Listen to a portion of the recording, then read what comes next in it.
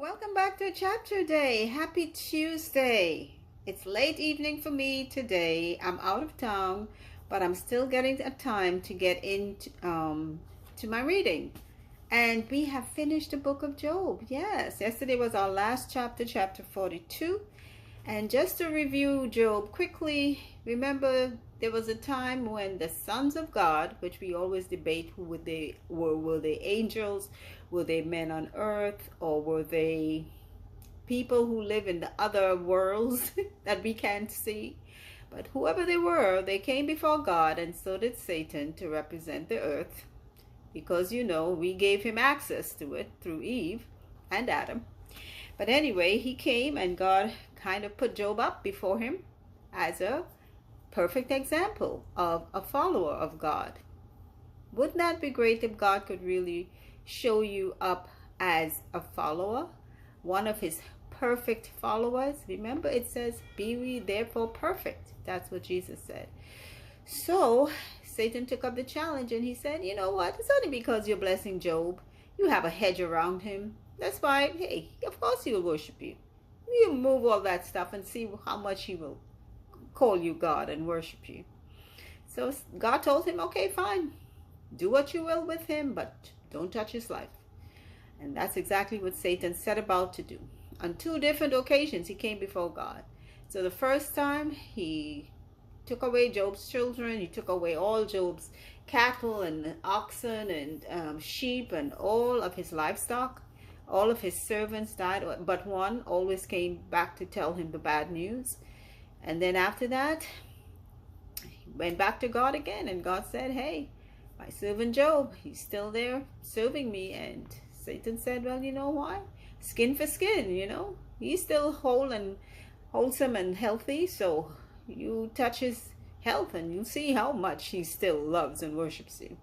And God said, okay, go right ahead. Don't take his life. And that's exactly what happened. And he gave Job a hard time with all of his physical. I'm not sure, they said he was covered with boils from his head to his foot. So I would say this as a lesson to us. We need sometimes to stop and think of the lesson maybe that we are being taught in our trial. That whatever the trial may be that we're going through, sometimes we may think to ourselves, oh man, God hates us. God has just forgotten us. Why is God allowing this? And we all go through that. I know I have and do at times. But God is always in control. Satan could not do anything to Job that God did not allow. And it's the same thing in our lives. No different. God in Job's time is God in our time. And it's the same concept. Satan cannot touch us unless God gives him access. Okay, so remember Job's three friends who came to comfort him, but instead all they did is end up accusing him, while Job tried to defend himself. And then God stepped in and told his friends, you know what? Y'all have misrepresented me, and y'all are going to go to Job, offer a burnt sacrifice, and he will pray on your behalf to me. And that's what they had to do. So in the end, God blessed Job, double that he had before, and he had a lot. Plus he gave him beautiful children. The fairest women in the land, they said, were Job's three daughters. And he had 7 sons. And you know what? God doubled his lifespan. Not just 70 or 70 years. He gave him 140 years in addition to what he already had lived.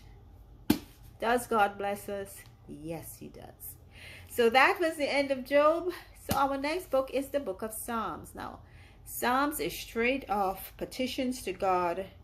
And they said these were written mainly by King David and I believe Solomon. There may have been other people too, but those were the two main people who I have heard were the writers of Psalms. So we are going to be reading Psalms chapter 1 today. The book of Psalms has 140 something chapters. Yeah. So each day we are going to read one all the way through and until we get to the very end. Okay, so let us begin. Psalms chapter 1. Blessed is the man that walketh not in the counsel of the ungodly, nor standeth in the way of sinners, nor sitteth in the seat of the scornful. But his delight is in the law of the Lord, and in his law doth he meditate day and night. So straightforward, God is saying, do not mingle yourself with ungodly people. And I know some of us say, well, how are we going to convert them? If you are going to minister to someone who is out in the world, be sure you have a good standing with God, and don't go into the places that they are simply just to be there with them. Allow them to come out. Invite them maybe to a neutral spot where you can sit and have a Bible study with them, or whatever it may be. And maybe it would be a good idea to take another brethren with you. Okay. Verse 3, and he shall be like a tree planted by the rivers of water, that bringeth forth his fruit in season.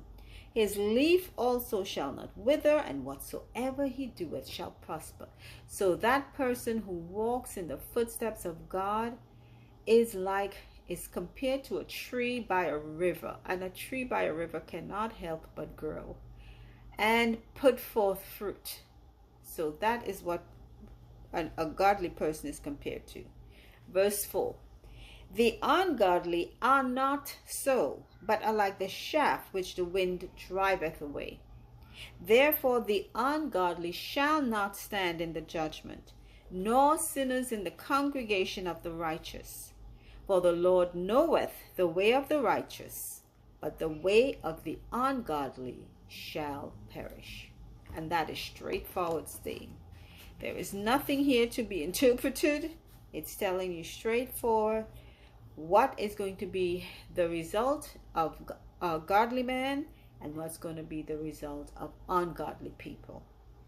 And we choose. That's it. Life is a choice.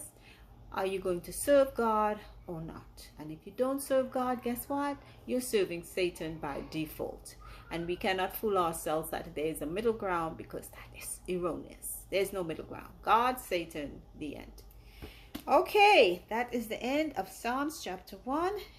And I thank you all again for listening. And until our next reading, remember, faith comes by hearing God's word. So keep on listening. Take care. Bye.